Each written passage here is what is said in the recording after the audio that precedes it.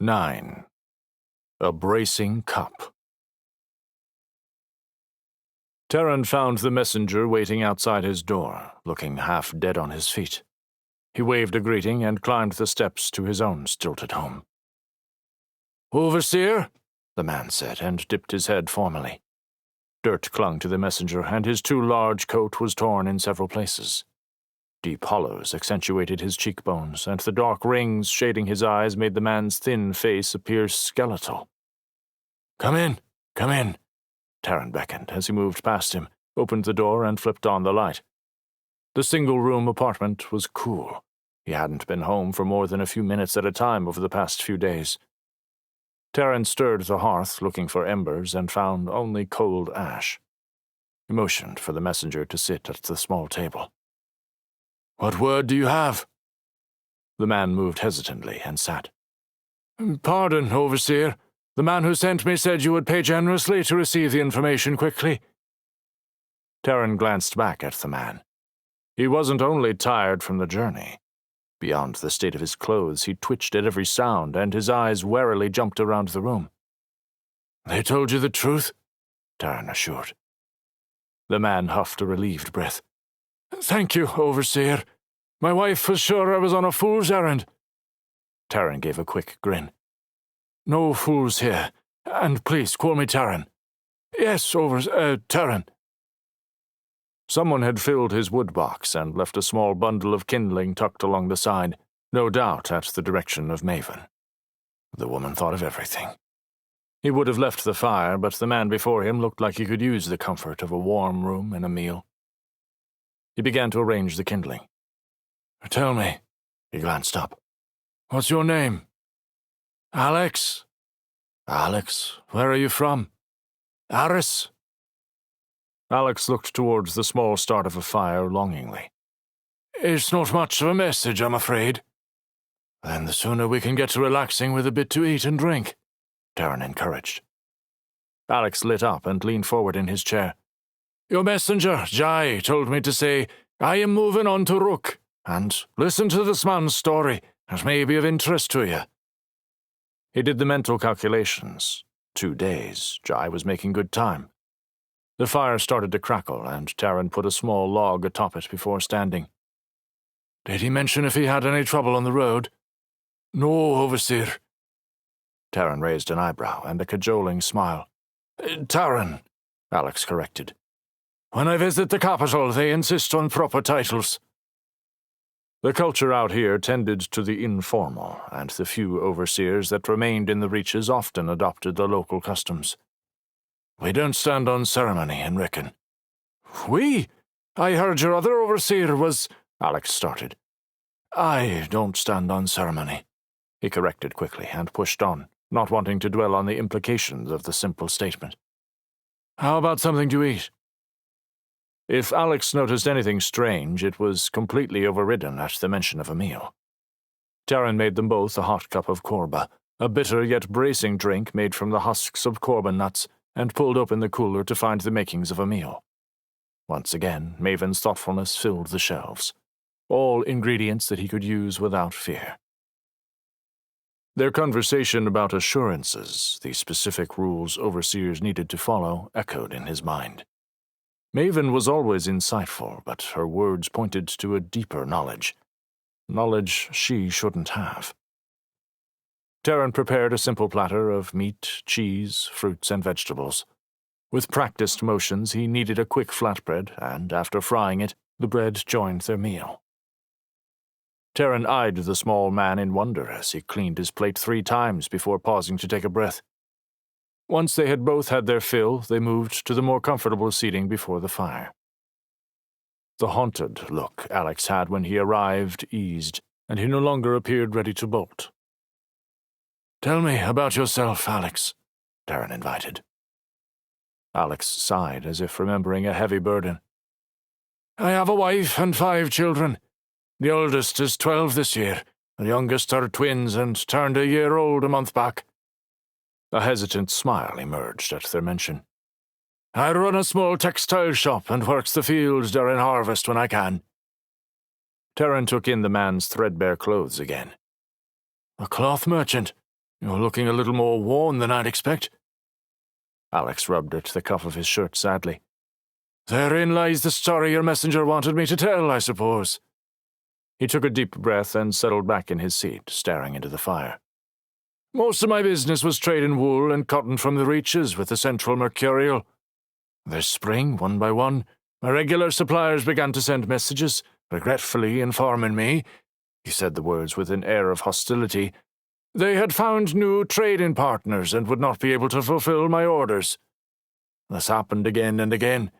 I sent messages to confirm, I tried negotiating higher fees, I offered to come and meet them in person, and each time I was turned down. He looked towards Terran. If there had been 1 or 2 suppliers, it would have been a lean year, but manageable. In the end, it was all but 1. Terran's eyebrow rose in surprise. He wasn't overly familiar with the textile trade, but even to him it sounded suspicious. Is there a conglomerate moving into this area? Alex shook his head. I've asked around, but all I can gather is that cluster by cluster, communications are going silent. He sighed and looked back at the fire, picking up his cup of korba. I still don't know who is behind it. Terran frowned, trying to glean what Jai wanted him to take note of. While unfortunate and obviously devastating to this family, there was little he could do about suppliers not wanting to trade with a specific merchant. As if reading his mind, Alex continued. Which is why a textile merchant sits before you in rags. His face turned heavy and gripped his mug tighter to still the shake in his hands. But then, the Earthbound arrived. You've had more than one. Terran leaned towards the man, interest peaking. Alex huffed. One? I wish. A single Earthbound wouldn't have brought our cluster to its knees. You'd be surprised, Terran muttered. I heard of your beast. We haven't seen the big ones, thank the sky. Alex sucked in a breath and shuddered. We've always had a few scuttle around the cluster, but the little beasts started to flood in. Terran nodded. Scuttle were a problem around Rickon as well. The size of a man's foot, the pot-bellied creatures had a knack for getting places they shouldn't. Our food stores were moved up into the platformed buildings. There were thousands, I'd hazard. The roads became unusable without hovercraft. The ground was in constant flux with their movement. Was anyone hurt? Not at first. The liquefactions were shallow, after all.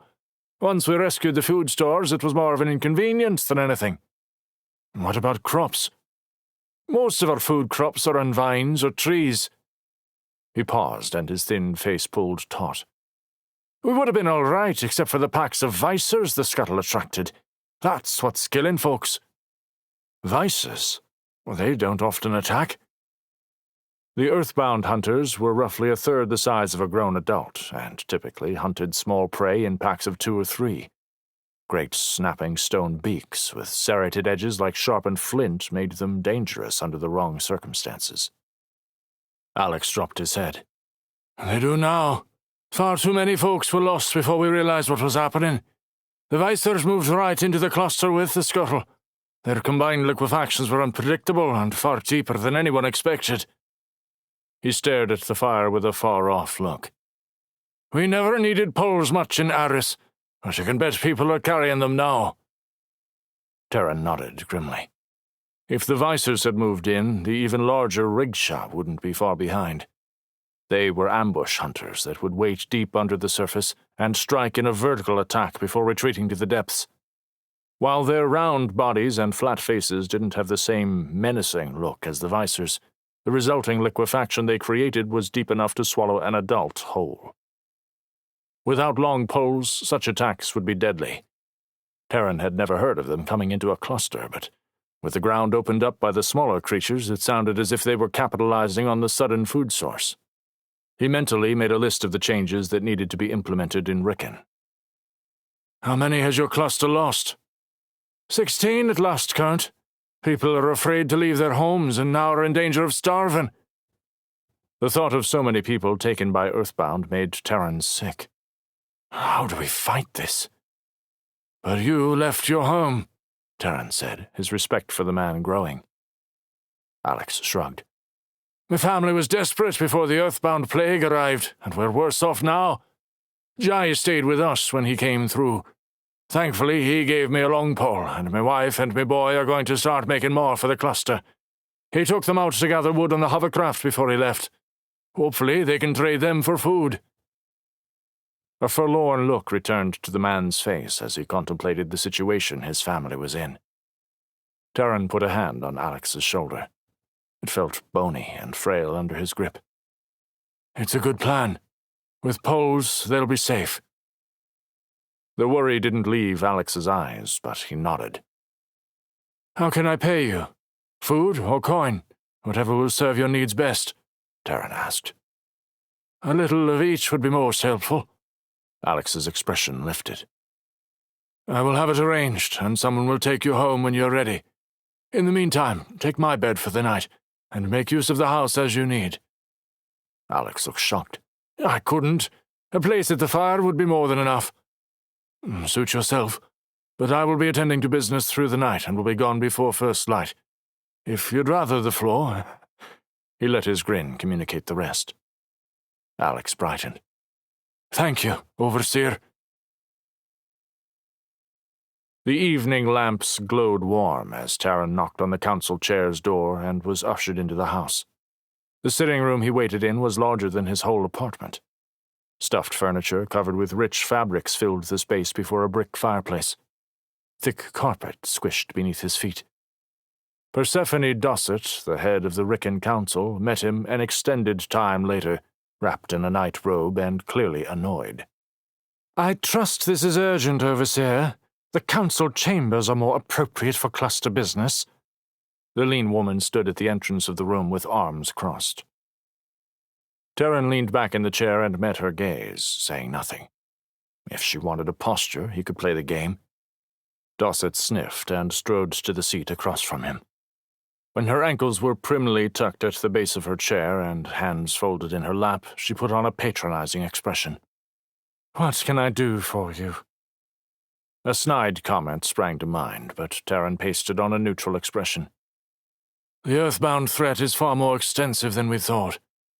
He laid out all Alex had shared with him. "We need to move our food stores immediately. Come into houses if needed, any space off the ground. Use my house first." To his relief, Dossett nodded, her already pale skin taking on a green pallor. "I will tell the council first thing. Do you have ideas for travel within the cluster?" she asked. "Nothing revolutionary. Long poles, hovercraft, and commissioning more stilted walkways to be built between dwellings." She lifted her chin, coming back to herself. "Possibly a raised marketplace as well." "Good idea." Maven sent a few of Amelia's designs to keep the creatures at bay. Terran's face went slack in surprise. "She's in no condition to be working." "None of us have the luxury of wallowing at a time like this." "Amelia's lost everything, Council Dossett. We can ask nothing more of her." Heat flashed through Terran, and he stood, fists clenched. Dossett's eyes pulled wide. "What are you going to do, threaten the council chair?" He turned to pace before the fire, the callous disregard for Amelia and Nox's sacrifice stirring his own grief.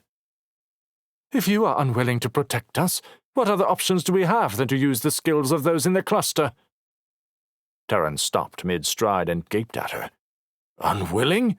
I've nearly been swallowed by the earth twice in as many encounters with these creatures. If not for Nox's sacrifice, I'd already be gone. What more do you want?" Dossett pursed her thin lips, eyes narrowed. "I don't know, Overseer. You tell me. Rickon has given you everything, providing for your needs your entire life. Now we face something we truly need protection from, the spawn of the earth herself, and you are powerless. It makes me question why we pander and defer to the sky or her overseers at all." The air left Terran's chest in a whisper. "This is treason." "On the contrary, it is the sky who has abandoned us." Anger laced the deeper fear dancing within the dark hues of Dossett's eyes. "The sky, the order, our very overseers have proven themselves impotent."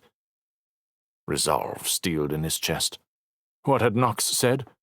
Hold them together. The last months had torn into the soul of this cluster, leaving them vulnerable. He needed to show them that they were not alone, but he couldn't do it on his own. "I'm leaving for the capital." "Running, are you? You and Knox really are cut of the same cloth." "No." His voice dropped with enough weight to silence her accusation. He ran a hand through his hair and then dropped to his knee before her chair. "Council Dossett, I am going to prove to you, to the cluster, they still have an overseer fighting for them. This is not an isolated threat, and the order needs to be brought to action quickly. Jai does not have the authority to command such action, but I do." Dossett didn't immediately object, and you could almost sense a hungry, ravenous hope in her expression.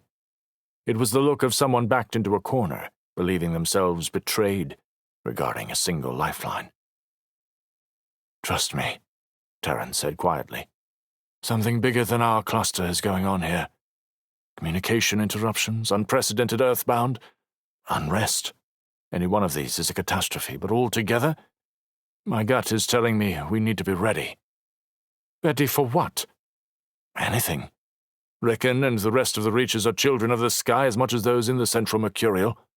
If they know the full scope of what we are facing, they will send aid." Dossett's imperious facade snapped back into place, and she gestured for him to stand. "The Council is not going to like you leaving. The last time we sent our overseers to the capital, we were robbed of one." A knot twisted in his stomach at the truth of her statement. Every journey to the capital carried risk. He met her gaze, willing her to believe him. "Make them understand. I'm leaving before sunrise, but I won't come back alone."